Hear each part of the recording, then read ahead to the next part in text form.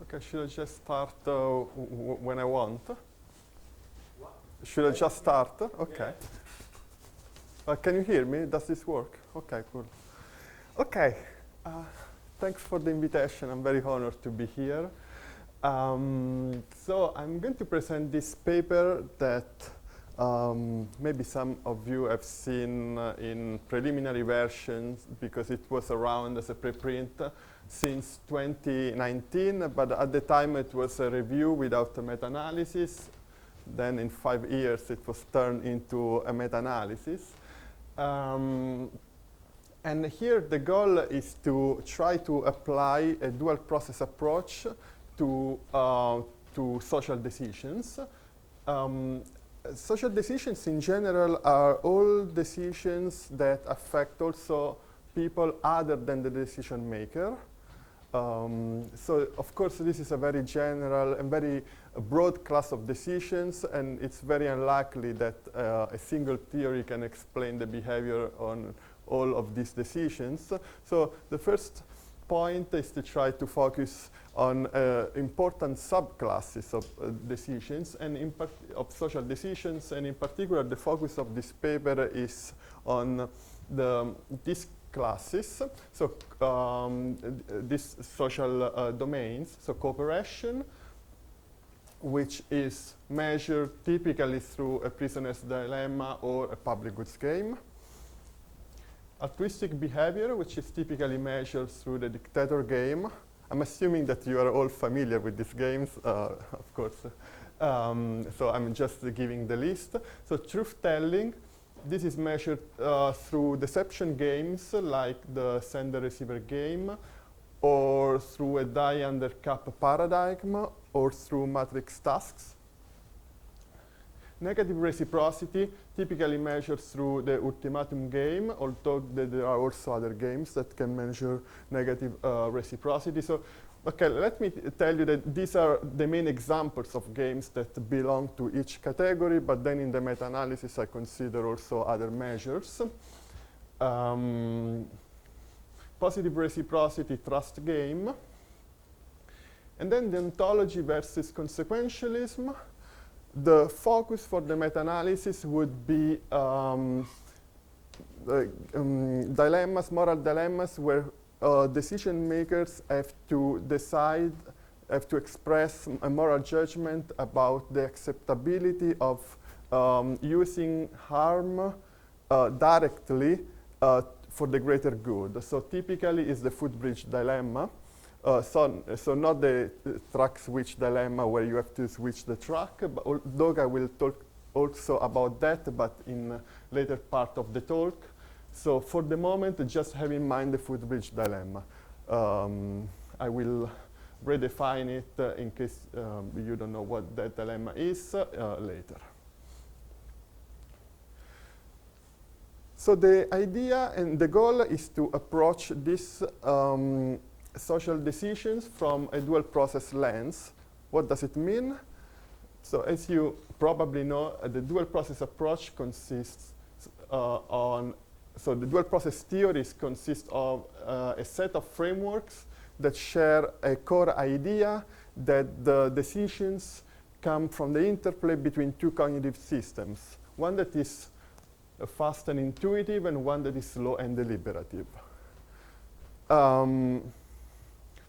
You might know that there is a lot of debate about whether these two systems are really disjoint, or maybe they are the idealized ends of a continuous spectrum.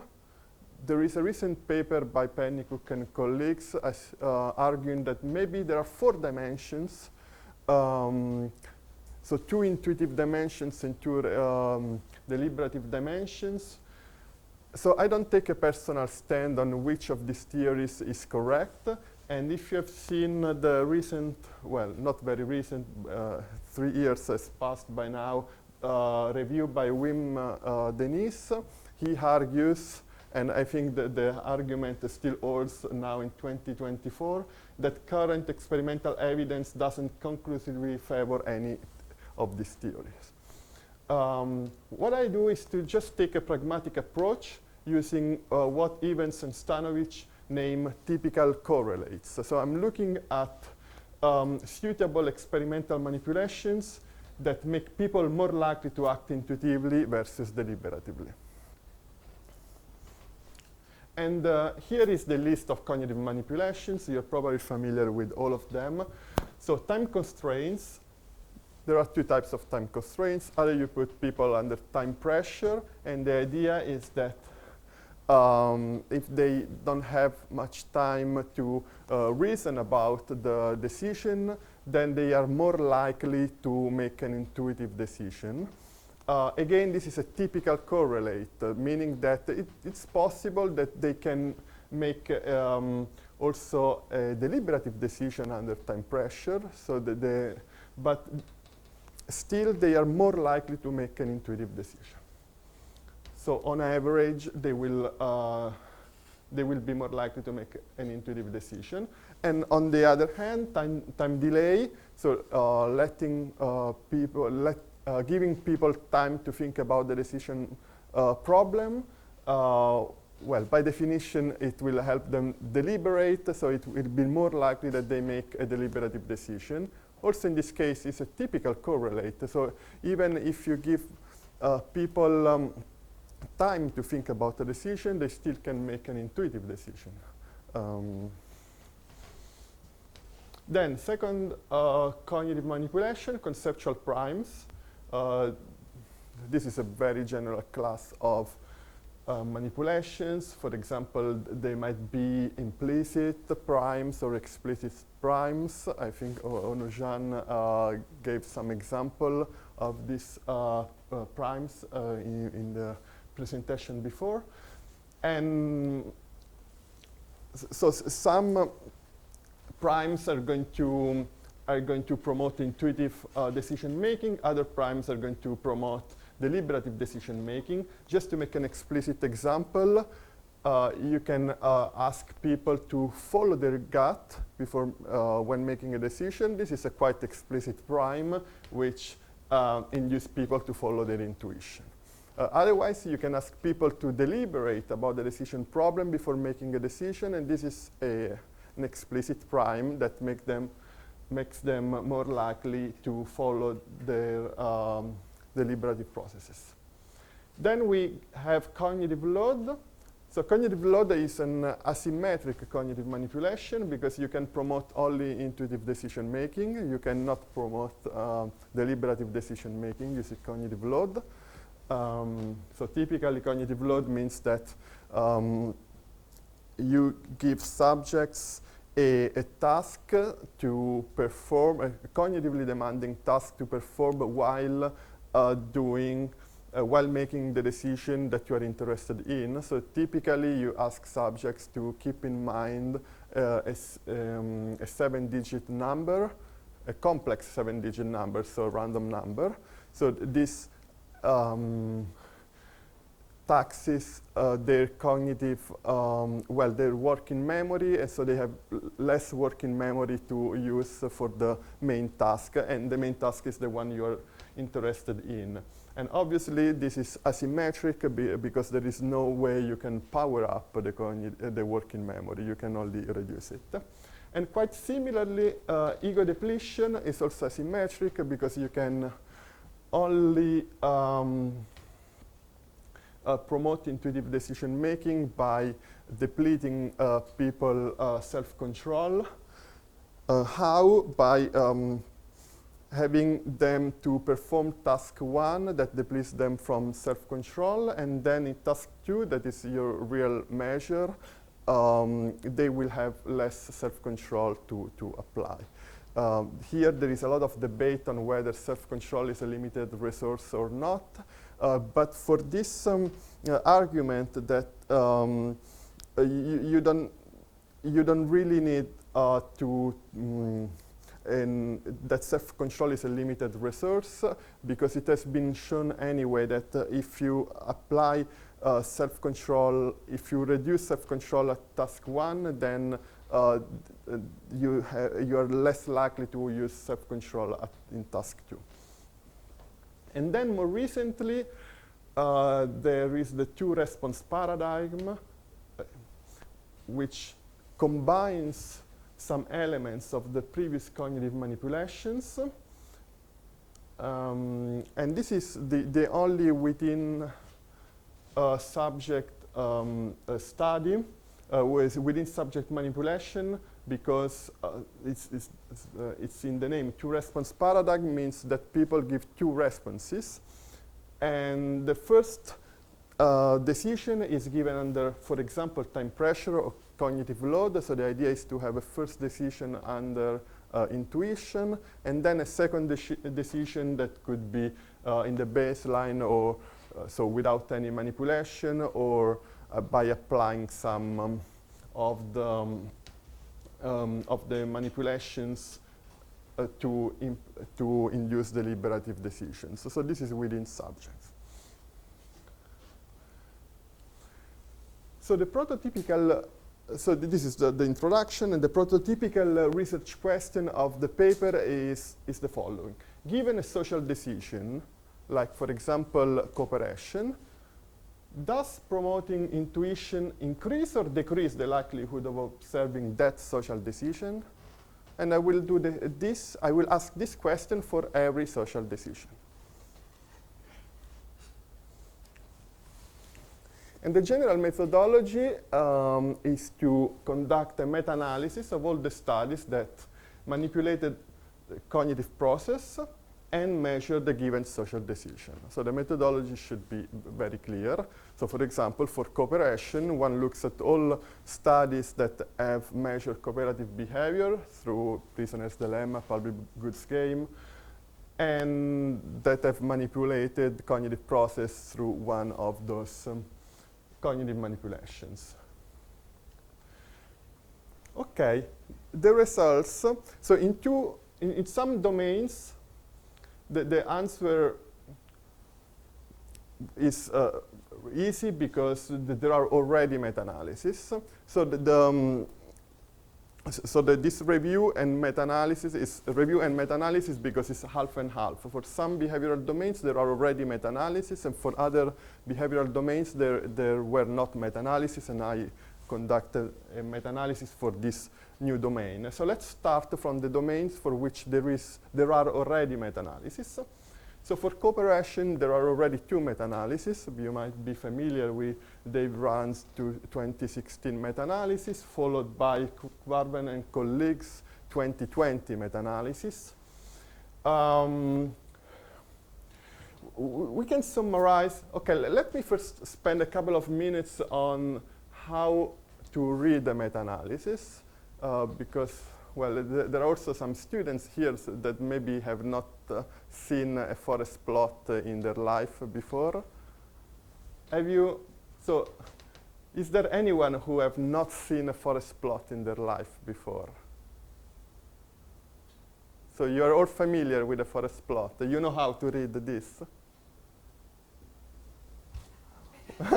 Okay, more or less. Okay, let me spend a couple of minutes on this, because this is a very useful and general statistical technique. So it's very useful to know how it works, at least how to read the plot, and maybe also how to perform it. So the goal of a meta-analysis is to put together all the studies on one particular research question. So you have a research question of the type X implies Y. So independent variable causes a dependent variable. And so there might be many studies on these research questions from the same group for different research groups. And at some point, maybe one is interested to look at overall effects. So one put together all the studies and try to figure out the overall effect. And the meta-analysis does exactly this. The main output of a meta-analysis is the forest plot. So this is called forest plot. And every row in the forest plot is one study. So here you have a study. The dot here gives you the effect size of that study. So the black vertical line is the 0. The dot here is the effect size, which is, you can see the the number here. The quality of this figure is not very good. This is 10 point, I don't know, 61, 68, something like this. And if you go down, you can see it also here. The width of this line is the 95% confidence interval, so it tells you the error of the study. And also the gray square around the dot, this is related to the error, but it's the weight. It's the last number you get here, is the weight of a single study. This is important because it's clear that a study with 10,000 observations is more precise than a study with 10 observations. And the weight takes into account this difference. And then the overall effect. So here you have all the studies on one particular topic, so cooperation. And the overall effect is the last row that you get here. Overall, this is the effect. The overall effect is a weighted average. So you take the average of all the studies, but since different studies have different weights, you have to weight the average. And roughly, so the mathematical formula is a bit more complicated than this, but roughly, this effect here is the weighted average of all the effects. And you can see in Rand's meta-analysis, you have a positive overall effect. However, in Kvarven et al.'s meta-analysis, they found it's still positive. Okay, the forest plot here is they do not report the overall effect, but they just report this line here. So you have to look at the paper to see if this is significant. It is actually significant. So also Kvarven et al.'s meta-analysis find a positive effect, but finds a positive effect that is driven, is much smaller because it's like 2 or 3%. Here is 6 or 7%. So it's a half of the size, and is entirely driven by studies that use explicit primes that promote emotional decision making. So we can summarize this by saying that for cooperation, there is a small to zero effect of promoting intuition, primarily driven, promoting intuition on cooperation, primarily driven by explicit primes of emotion. Maybe I'll get.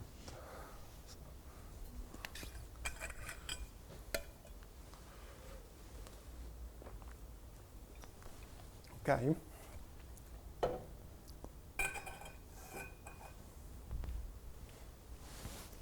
Altruistic behavior. Okay, this forest plot is taken by a paper by Frommel and colleagues in 2020, although there is an earlier meta-analysis where I also contributed with Rand, Breskel, Everett, and Barcelo. But in that meta-analysis, we have the meta-analytic results split by gender, so we don't have a unique forest plot with all the studies and all the effect on for all people. So I'm taking the forest plot from Frommel and colleagues. So here the forest plot is divided in, so another thing that you can do with the forest plot is to divide it in using cognitive manipulations. So the first group is ego depletion, then you have time pressure, then you have priming, then you have cognitive load.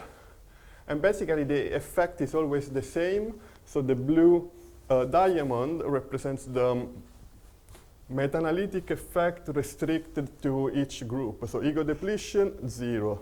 Time pressure, 0. Priming, 0. Cognitive load, 0. Overall, putting all together, 0. So no effect on altruistic behavior. So if the green box summarizes the result. So no effect of promoting intuition on altruism. Let's move to truth-telling. Also here, there are already meta-analyses. Here it's important to distinguish two cases of dishonesty. When dishonesty harms abstract others, like the experimenter. So imagine the die under cup paradigm. You roll a die under a cup, and then you report the output of the die to the experimenter. And you can lie because you get money depending on the reported outcome. So if you say that you reported 6, you get €6. And nobody's going to check the real output. So you can lie to the experimenter. And when the victim is abstract, like in this case, which is meant to formalize the situation in which, for example, you lie to an institution in your tax declaration. So this is the idea. So when the victim is abstract, there is actually a positive effect here.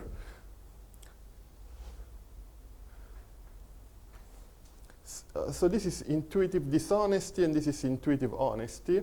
So one thing that is important here is to understand what are the positives and what are the negatives. This means that overall, there is an effect such that intuition promotes dishonesty when the victim is abstract. When the victim is concrete, like for example another participant in the experiment, typically this is done through the sender-receiver game, in which the sender is given a private information and has to report this information to the receiver, which is another participant, and it can lie to the receiver, and the payoff of the sender and the receiver will depend on whether the sender lies or not, and also in some cases on whether the receiver believes the sender or not, but the receiver side is not important here.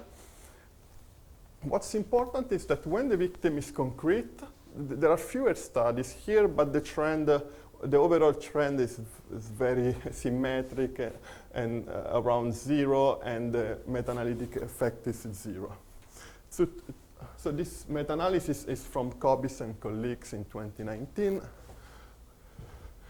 So we can summarize this by saying that promoting intuition increases dishonesty when the victim is abstract, but not when the victim is concrete. Okay? Okay, so basically what was known before when I started this project was this, until this, so now we started we entered the new territory. So negative reciprocity. Let me remind you, negative reciprocity is typically measured through the ultimatum game. So in the ultimatum game, the proposer makes an offer on how to divide €10, and responder can accept or reject the offer. So we know that small offers are often rejected, and we take this as a measure of negative reciprocity. It's not the only measure of negative reciprocity. There are others, but just to have in mind one. So most of the studies use the ultimatum game. But of course, here it's important also the behavior of the proposer that makes the offer. So it's important to split, since this game is not symmetric, we have to study proposers and responders separately. So let's start with rejection rates. So this is the behavior of responders in the ultimatum game. Mainly, so e.g. here means that they are mainly ultimatum game responders, but not only. So there are also cases of third-party punishment in the dictator game or prisoner's dilemma. So a few of these studies are here. And you can see the meta-analytic effect is positive and significant.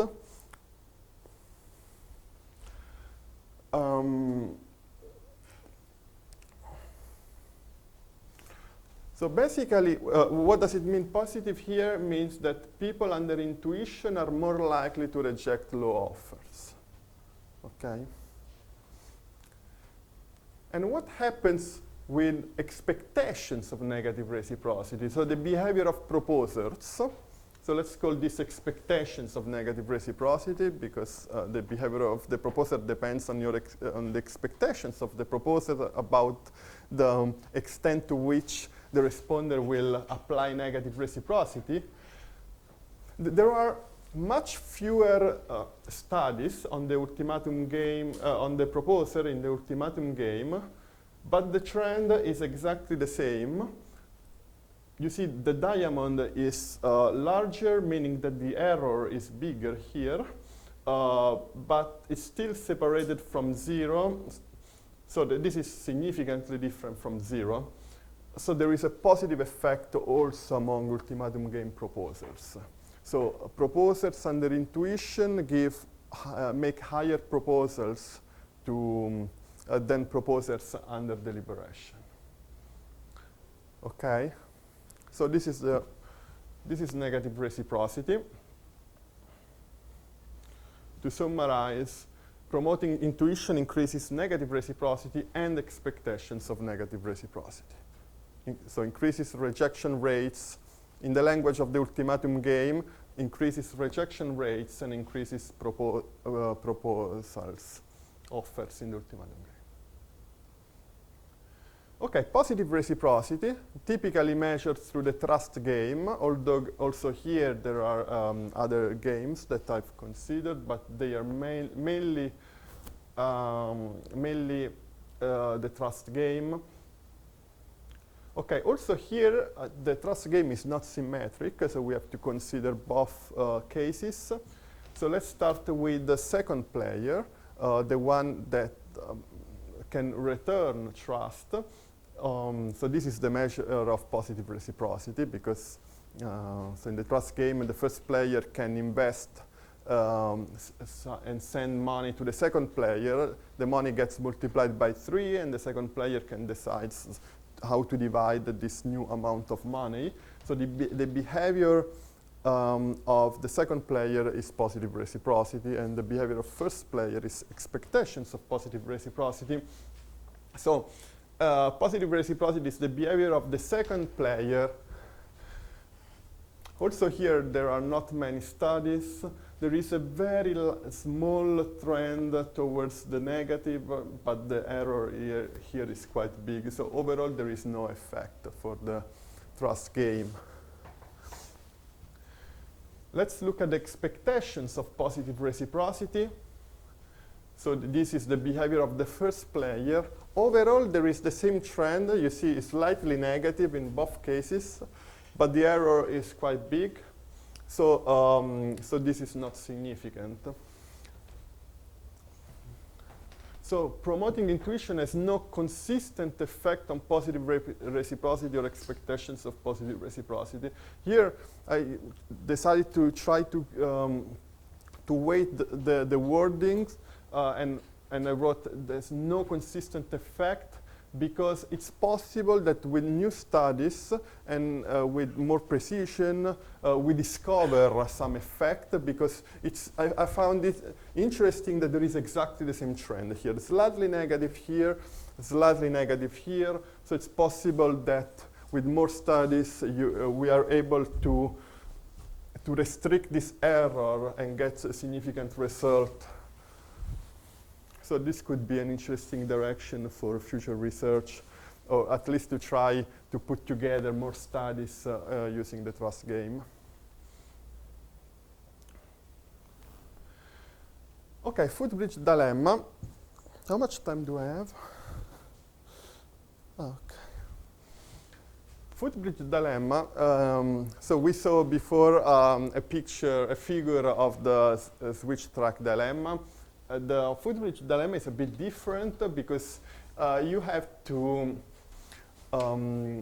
directly harm someone for the greater good. So that there is a large man on the footbridge, and there is the possibility to stop the trolley by pushing the large man off the bridge. And with this large body, so the largeness of the body serves to make it realistic, something that otherwise would not be realistic. So the large body would stop the trolley. So the large man would be killed, would die, but you can save the 5 people. So is it morally acceptable to use direct harm for the greater good? So this is the question that the food bridge dilemma tries to capture. Okay, this is actually probably the most studied situation or social decision using a dual process approach. So I found more than 100 papers with this. And there is a lot of debate. You see, there are several studies on the negative side. There are also some on the positive side, some significant on the positive side. But if you put everything together, you get a negative effect. Also here, the numbers are very difficult to see because, well, for obvious reasons, but this is very significant. In the sense here, the precision is very good because there are many studies, so there is virtually no error in this estimation. So promoting intuition increases deontological moral judgments when the utilitarian option requires directly harming someone for the greater good. So this is important to keep in mind that we are considering direct harm, because when harm is a side effect, like in the track switch dilemma, now we will see what happens. Okay, so at this point we have some experimental regularities, and the idea is to try to organize them into a conceptual framework. So I thought about this for basically years. And at some point I tried to go back to first principles, and I had this idea of trying to organize everything by starting from a principle that we all agree that we have and we share with all animals, which is the instinct for self-preservation. So self-preservation is one of the most fundamental animal instincts. All animals, and humans in particular, have developed and internalized a set of automatic behaviors that preserve them from danger. I think we all agree with this. And I would like to argue in the next couple of slides that this instinct generates among humans 2 heuristics. And that promoting intuition makes people more likely to use these heuristics. And through these 2 heuristics, I would like to explain the results that we have found, that I've described before. The first heuristic is don't harm. Why don't harm? Because in everyday interactions, when we harm someone, it will be very likely that that person, moved by his or her own instinct of self-preservation, will harm back. Okay? Nobody, so if you slap someone, that person will not just stay there and get slapped. So this would put ourselves in danger of being harmed. So the reaction of the other person will be a threat to us. So since our own instinct for self-preservation preserves us from being harmed, then this will make us avoid directly harming others at the first place. So the argument is that the don't harm comes from the application of the instinct for self-preservation. Okay?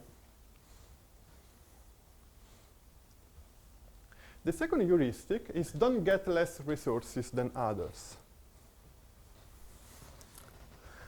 Why? I would like to push forward the 2 arguments here. One is very basic. getting less resources than others may threaten the possibility of surviving or reproducing. For example, we know that inequity aversion is universal among humans. So you can find inequity aversion in all societies, although with different intensities, with different strengths, but you can find it in all societies, and even among non-human primates. I think everybody knows the Capuchin's experiment by Brosnan and De Waal. Have you seen the YouTube video? Yes. Yeah, that's very famous. So if you haven't seen the YouTube video of this experiment, I strongly suggest you to do it at the end of this seminar.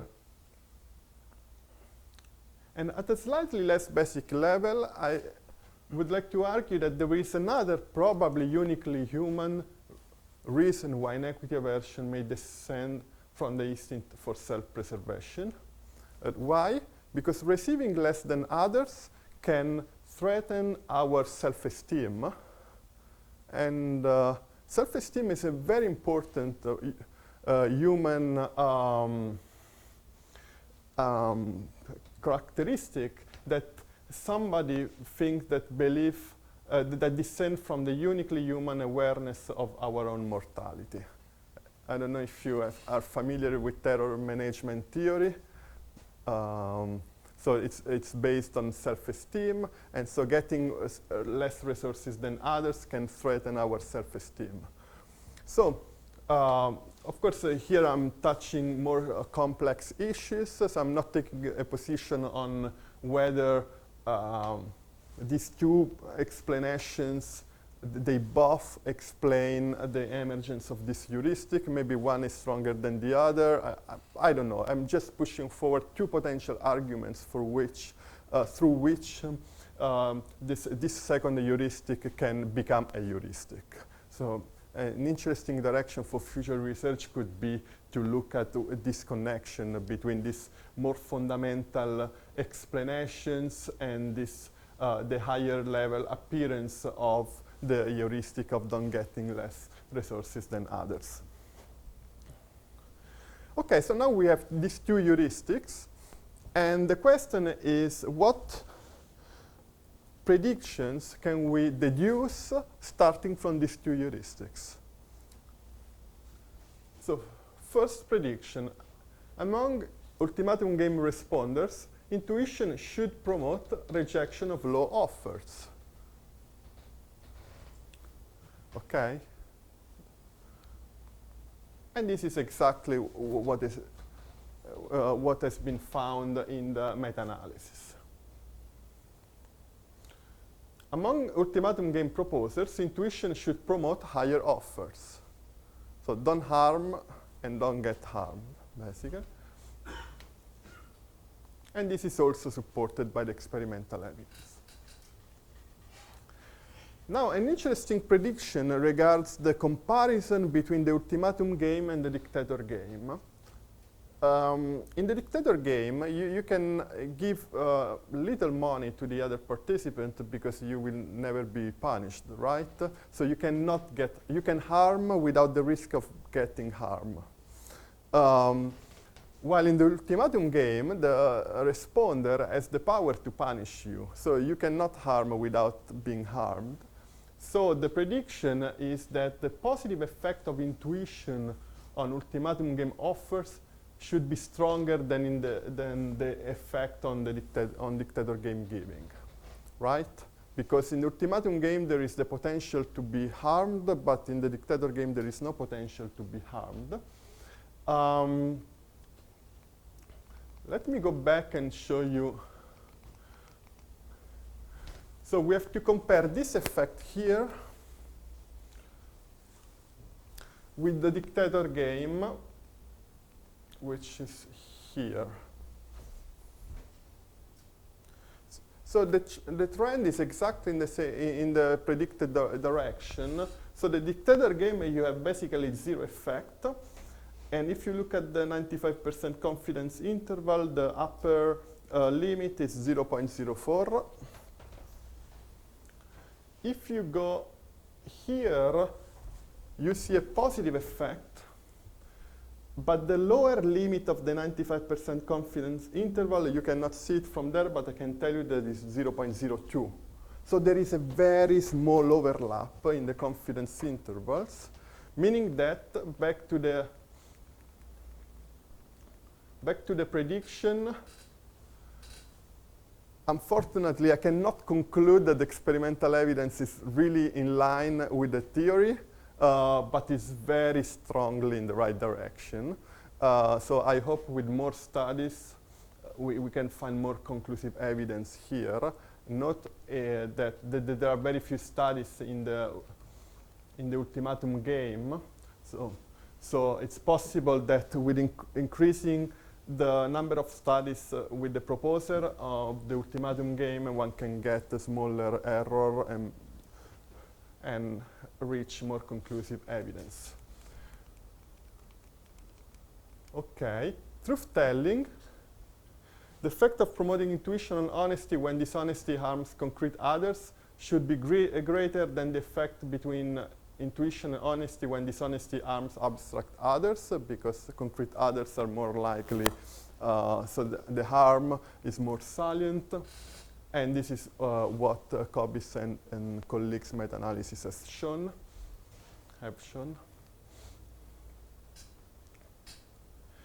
Intuition, the ontology direct harm, so the footbridge dilemma. So here the harm is clear because you are directly harming someone. So intuition should increase rejection of direct harm in personal moral dilemmas. And this is exactly what the meta-analysis shows. And now let me move. I have maybe 3 or 4 minutes. Is it okay? I finish in 3 or 4 minutes, and then there is time for questions if there are any. Okay, I kept this aside because in the track switch dilemma, the harm is not direct, so you're not physically harming someone.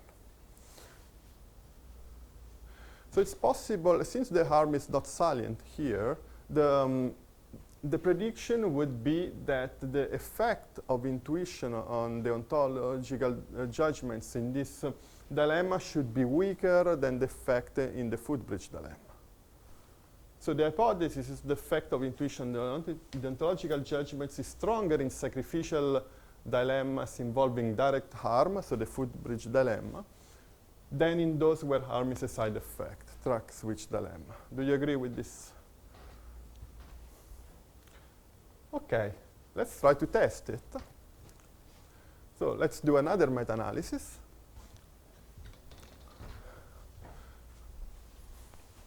And the effect here is slightly negative in the track switch dilemma, but also is not robust to techniques to control for publication bias.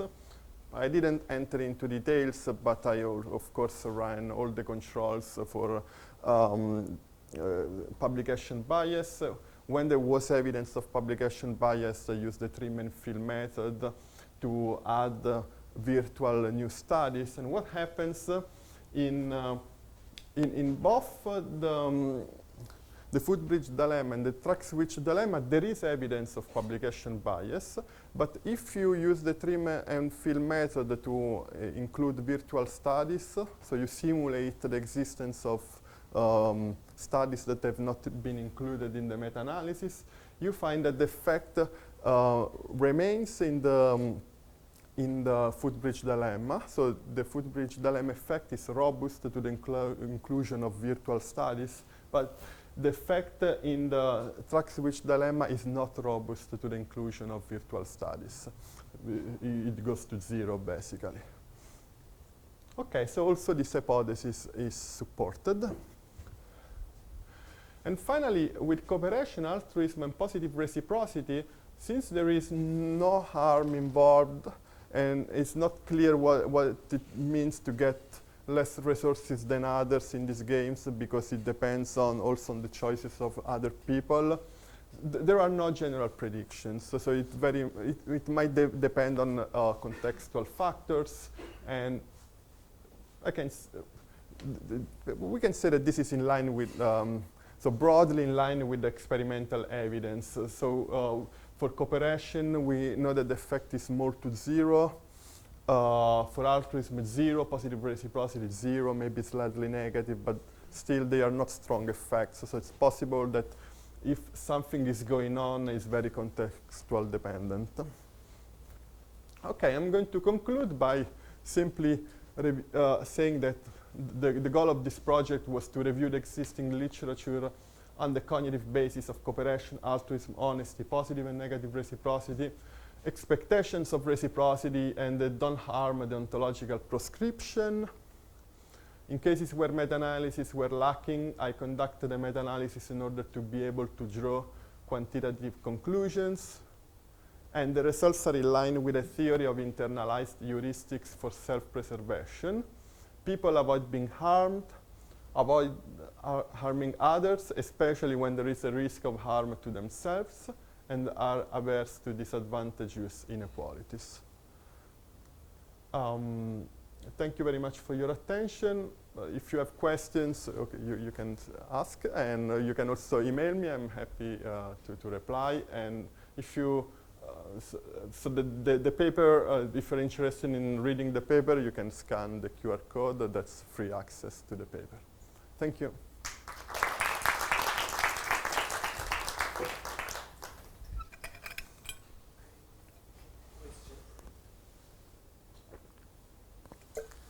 I don't know, maybe I saw you first, so. I was going to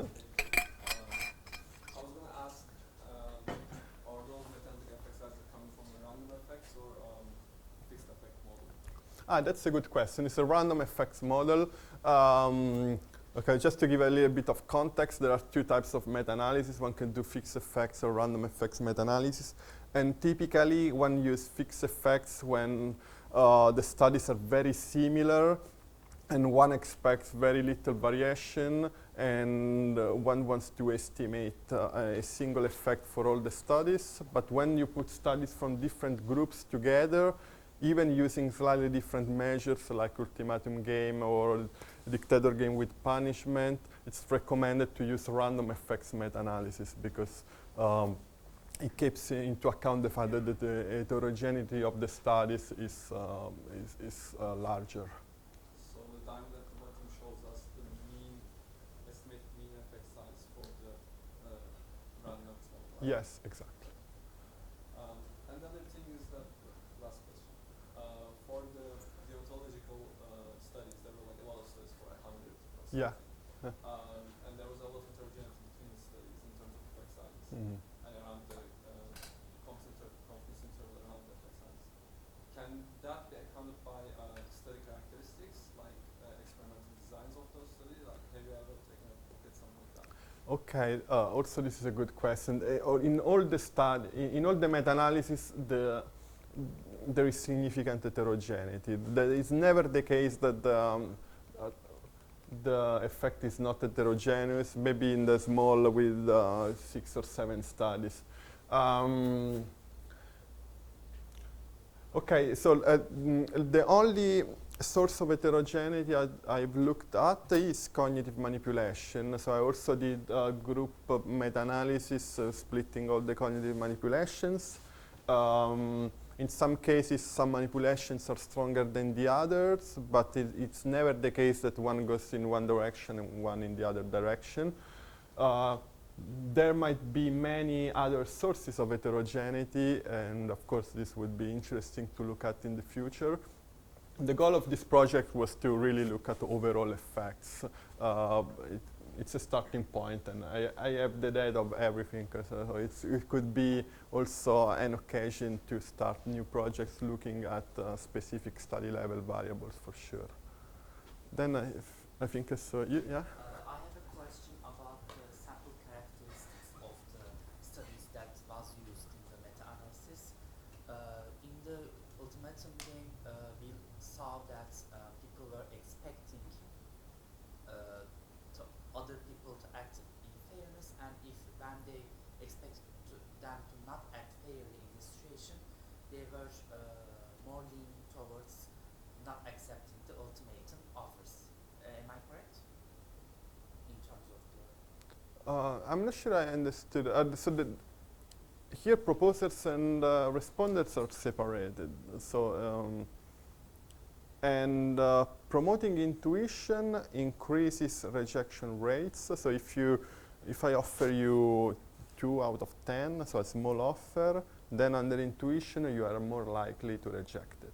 yes, okay. Okay, and from the side of the proposer, if I act under intuition, I are more likely to make a higher offer, so close to 6 or close to 4 or 5, so 6 for me.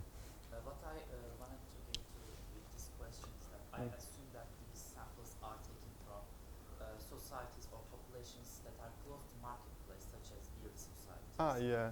So I was reading Joseph Hyrick's The Weirdest People in the World book, and he said that people close to the marketplaces are more likely to reject unfair offers in ultimatum games, and Mhm.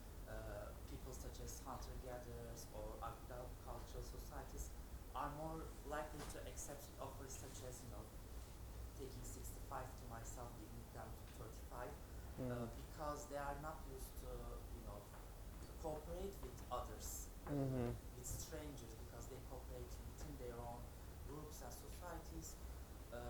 So what I wanted to get to is that I think the reason why we found such an effect might be because we are working with people from marketplaces, and future studies can, make the distinction between people from the marketplaces or pastoral societies. Because if we are trying to understand the universal truth in this, we might be just finding the universal truth in the weird. Yeah, I totally agree. Yeah, it would be very interesting to look at these questions with non-weird societies. One thing to say is that it's possible that effects are shifted but are directionally the same. So the fact that in hunter-gatherers the rejection rates are lower doesn't, so it's still possible that under intuition that they become higher. So it's possible that the effect just shift so I'm not aware of any study looking at these problems in in hunter-gatherers for sure. I mean, maybe there are some samples that are not the typical weird sample, but they are a very small proportion, and it's very difficult to compare because there is no statistical power. But yes, I totally agree with you that it's an important direction, and maybe we can learn, we can find the universals there. Yeah. You're welcome. So anti heuristics do not harm, and both in the footbridge problem and the troll problem, we measure intention, and it's assumed that there would be a difference between intentions and behaviors of people in troll problem. Of course, it's impossible to measure behavior in such cases, but do you think that if we were to measure behavior, the difference would be bigger or would it be smaller? Ah, interesting. Okay, let me try to apply the theory. So actually measuring behavior means that they don't harm would be more salient. So under intuition, people would be even less likely to push the man off the bridge. Under deliberation, maybe they realize that while in the trolley, as in the track switch dilemma, their arm is not. So I expect maybe the intention behavior gap to be stronger in the footbridge dilemma.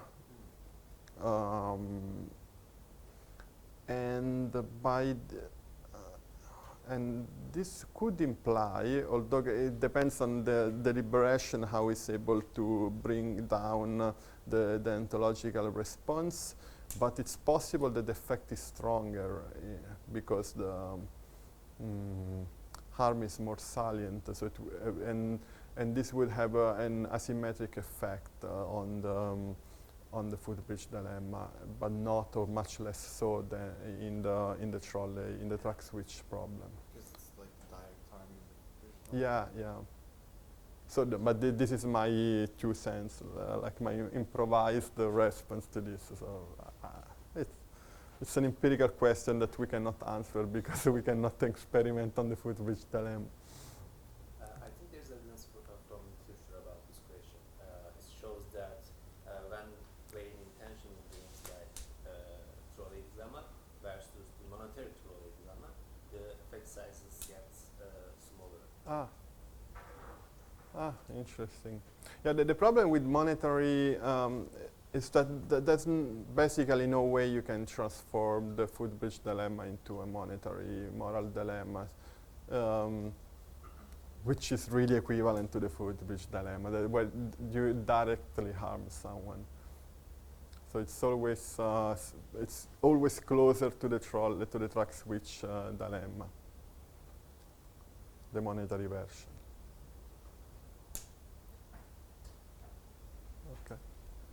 Then, okay, I speak first. Okay, I wonder whether did you conduct exploratory analysis that investigates whether there are differences in effect sizes or direction of studies between pre-registered and not pre-registered studies? That's a good question. I didn't, and I think, so my feeling is that there is not enough statistical power because many of the studies were conducted before pre-registration became a thing. So I think that there is a very strong asymmetry such that most of the studies are non-pre-registered. So it's possible that the set of pre-registered studies is too small, but I'm not sure, so it's just my first feeling. But yeah, I didn't, and maybe I should have done it because it's now with the pre-registration is an important thing to do. Thanks. And first of all, congratulations on it. Thank you. A monumental work, actually. This is Thanks. amazing. But I read it, and now I listened to you, and I'm thinking about the practical implications. And it seems to me that the biggest lesson from all this is it doesn't really make any difference whether you're making intuitive or deliberative judgments, except when it comes down to your most instinctive reflex to protect yourself and your resources. And then instinct's probably superior. Yeah. That's a good way to summarize. Would you agree with that? Yes. Yeah, I think the idea of the framework is exactly that. It's that the instinct of self-preservation, when it is activated, it can concretize in different manners, and some of them are also positive socially, like don't harm. Is something that is positive for society, but it ultimately comes from the fear of being harmed. So yes, yeah, I would say that I generally agree with that. Yeah, but indeed it's not bad because it can have positive consequences for society. Sure. Mm-hmm. First of all, it's an excellent work, and I Thank really you. like the theory. But I think this paper focuses on only moral domain or the economical gains as a one factor, and maybe we could just add some other factors in experimental studies like in-group, out-group conditions for contextual analysis, and this would change something maybe in the affective directions. I just would like to give an extreme example for your effects on intuitive dishonesty. You showed intuitive dishonesty in the meta-analysis, but just an extreme example. Maybe under torture, dishonesty could be only reflective.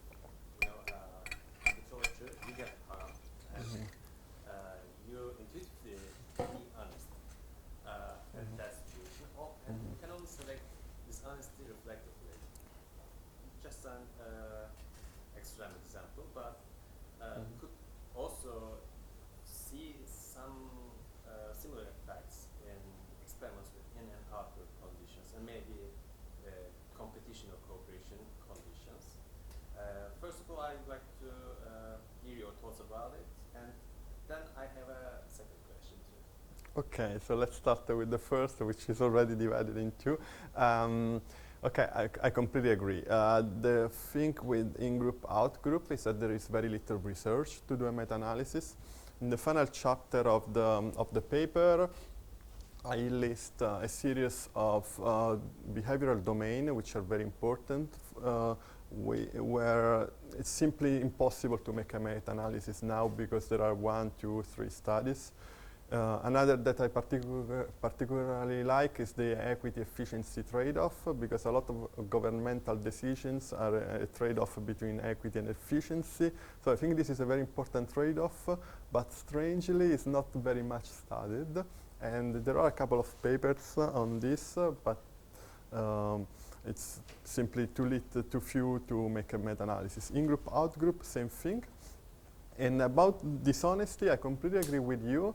I have a couple of papers where we find instances where honesty is intuitive and dishonesty is deliberative. And this happens when to be dishonest, you need some cognitive resources to build an alternative state of the world. So in some cases, the actual state of the world, the true state of the world, works as an easy anchor. And in that case, promoting intuition makes you more likely to just report the true state of the world because it's easy available. And in that case, to create a lie, you need some cognitive resources, and in that case, dishonesty is deliberative. So it also this is very contextual dependent. Yeah. Thank you. And my second question is about the theory's core. You based your theory on harm, don't harm heuristic, and don't get resources less than others heuristic. Yeah, I mean, it sounds like harm is the main concept, but when it comes to already established moral theories like Gray's harm-based theory of morality, what do you think? Do you think that your theory leads us to harm-based one-factor morality, or as we discussed with you before, is it still possible to maybe support more dimensional morality idea? This is very, very interesting. I don't think necessarily this brings to a one-dimensional morality. I was thinking, like for example, let's consider the moral foundations theory, right? So the purity dimension is it's an harm dimension. If don't get harmed by pathogens.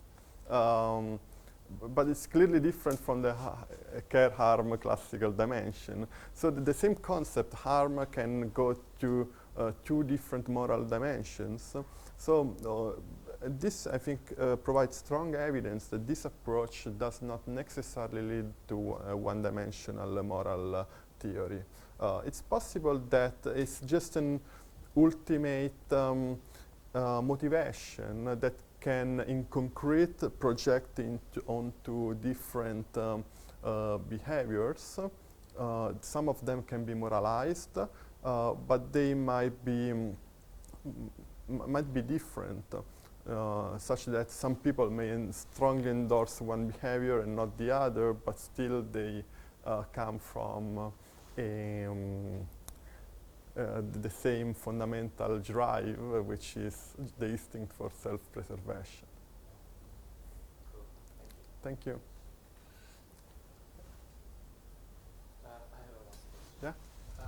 know you mentioned only the experimental evidence, but can we assume that those who are more likely to rely on the heuristics-based thinking are more influenced by this self-preservation instinct? So can we expect the same association in correlational research? Ah. This is an interesting and difficult question because the mapping between correlations and causal evidence sometimes is a bit messy to transform. So let me. So the question could be whether people with a so what could be a correlation to expect here? For example, intuition will be more strongly related with moral scenarios involving harm, direct harm. So do you expect stronger correlation with that kind of scenario compared to? But stronger correlation with some measure of intuition, like cognitive reflection test or need for intuition. Faith in intuition. The other one is need for faith for intuition.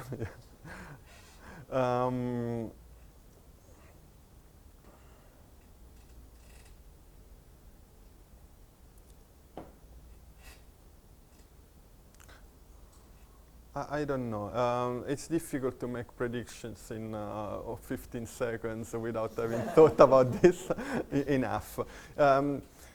It's not always easy to. So, for example, with the cognitive reflection test, there's this paper by Pennycook, I think, showing that higher CRT is correlated to need for cognition, but low CRT is not correlated with faith and intuition. So it's not clear whether low CRT is a measure of intuition or not. And so maybe it's better to consider faith and intuition as a scale. I don't know, I need to think more about this.